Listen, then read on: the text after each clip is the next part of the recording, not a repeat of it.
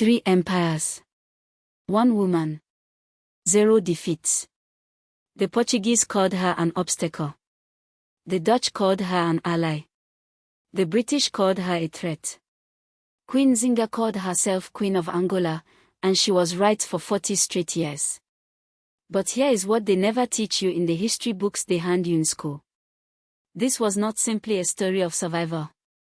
This was a masterclass in statecraft, military strategy, and economic warfare executed by a woman who understood power better than the men who came to steal hers. While European monarchies were busy collapsing under debt, plague, and dynastic warfare, a queen in West Central Africa was building coalitions, commanding armies, negotiating treaties she never intended to honor, and single-handedly dismantling the most profitable slave corridor in the entire Atlantic world. 100,000 people walked free because of decisions she made. That number is not symbolic. That number is documented. And the story of how she did it, against 3 of the most aggressive imperial powers of the 17th century, is the most important story you were never told. Angola in the 1620s was not a poor country waiting to be discovered. Understand that first. The region known then as the Kingdom of Nongo, with its capital at Kobosa, sat at the intersection of the most lucrative trade networks in all of sub-Saharan Africa. The Kwanza River was not simply a waterway, it was the spine of an entire commercial civilization. Salt mines at Kisoma. Iron production centers throughout the highlands. Ivory routes that stretched hundreds of miles inland, connecting interior kingdoms to coastal ports. And beneath the soil, mineral wealth that would not even be fully measured for another 3 centuries. The Portuguese had been circling this territory since the 1570s, establishing the colonial outpost of Luanda on the coast in 1576. But Luanda was not a gift. It was a beachhead. A staging ground for something far more violent and far more profitable than trade. The Atlantic slave trade was accelerating into industrial scale, and the Kingdom of Nongo sat directly in the path of its most critical supply corridor. Portuguese governors in Luanda had one mission: break the inland kingdoms, capture their populations, and feed the plantation economies of Brazil, which by 1620 was producing more than 50% of the world's sugar. Brazilian sugar plantations required African labor in quantities that staggered the imagination.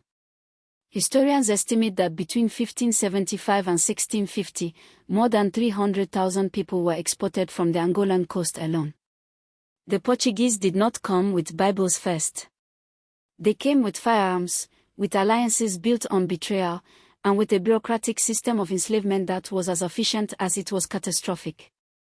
Into this world, Nzinga was born, approximately in 1583, daughter of King Kilonji of Nongo, trained from childhood in military tactics, statecraft, and the art of political negotiation that would define her entire life. The first name you need to know is João Correa de Souza, the Portuguese governor who in 1621 summoned Nzinga to Luanda not as a queen, but as a subject expected to negotiate her people's submission. He arranged the meeting to humiliate her from the very first moment. No chair was offered to the African emissary. Only floor cushions, the seating position of servants and subordinates. Nzinga walked into that room, assessed the trap in seconds, and ordered one of her attendants to kneel on hands and knees so she could sit upon their back as her throne. She then negotiated, as an equal, the Treaty of Luanda, which on paper promised Portuguese withdrawal from Nongo in exchange for cooperation on trade. It was her first demonstration of the principle she would use for 40 years: play the game, set the terms, never accept anyone else's frame. When de Souza ignored the treaty and continued military aggression, Nzinga understood that European promises were instruments of delay, not agreements of honor. Her brother, King Ngola, had already proven himself incapable of resisting Portuguese pressure, and when he died in 1626 under deeply suspicious circumstances, likely poisoned, Nzinga seized power with the full authority she had spent a lifetime preparing for. The second name you need to know is Governor Fanao de Souza, who in 1626 launched a military campaign to replace Nzinga with a puppet ruler named Horia Kilonji. This forced her from Nongo into a strategic retreat that most leaders would have experienced as defeat. Nzinga experienced it as repositioning. She moved east to the kingdom of Matamba, overthrew its queen, and established a new, more defensible capital from which she would wage continuous war and continuous diplomacy simultaneously for the next 3 decades. Matamba had something Nongo had lacked: geographic depth, forest cover, and direct access to interior trade networks. She turned a forced exile into a territorial expansion. Now examine the evidence, because this is where the scale of what she accomplished becomes undeniable. The Portuguese military force operating out of Luanda in the 1620s numbered approximately 3,000 to 4,000 soldiers, augmented by African auxiliary fighters called Angola, mercenary warriors Nzinga would eventually recruit to her own side. Her own standing army at its peak numbered between 80 and 100,000 fighters, drawn from across Nongo, Matamba, and allied kingdoms.